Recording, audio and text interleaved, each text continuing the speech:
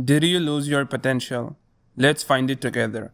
What if I told you that you never had any potential to begin with? How many of us believed that we were destined for greatness when we were young?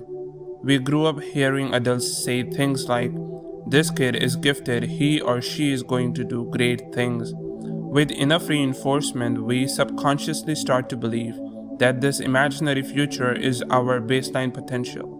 But as we grow up, the gap between our imagination and reality widens, the belief fades. What you actually had was the passion to chase something, and when that passion fades, it feels like you lost your potential.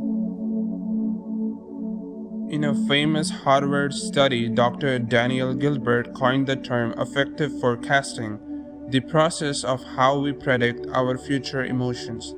It proved that while humans are excellent at tracking how much they changed in the past, we consistently miscalculate our future growth. We mistake our current imagination for guaranteed future capacity.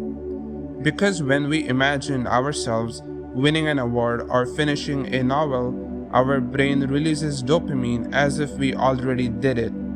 Your potential was never a permanent trait, it was just a temporary chemical high caused by an active imagination. When we mourn our lost potential, we aren't mourning a physical loss. We are mourning our old self who was capable of imagining great things.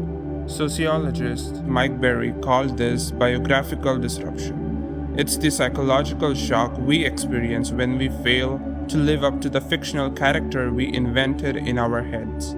We have to completely restructure our idea of the future. And as humans, we hate losing things. The sunk cost fallacy kicks in. We hold on to the ghost of who we used to be because letting go feels like admitting defeat, even if that old self no longer serves us. Counting on your potential is a perfect wormhole to disappointment. But look, I get the counter argument. You might say there was a time I was optimistic, consistent, and disciplined. I built strong habits. Then life happened, I faced difficulties, and I drifted away.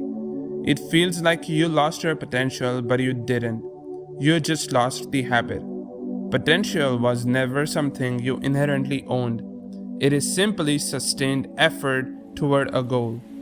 When the ocean becomes dangerous, the belief that you were going to become an exceptional sailor is not going to save you. The one who survives the ocean isn't the one with the most potential. It's the one who has been there before. When you stop practicing a skill, your brain doesn't just let it sit there. It literally deploys microglial cells to eat and destroy the unused neural pathways to save energy. Your potential didn't drift away. Your brain physically dismantled it. As Dr. Angela Duckworth proved in her research on grit, perseverance is a far greater indicator of long-term success than pure raw talent. The core of this whole thing is simple. Potential is perishable. It is not an inheritance, it is a belief driven by sustained commitment to a particular goal. You might have potential at a specific point in time, but whether it stays or vanishes depends entirely on your perseverance. Stop mourning the person you imagined becoming and start building the person you are actually willing to work for today.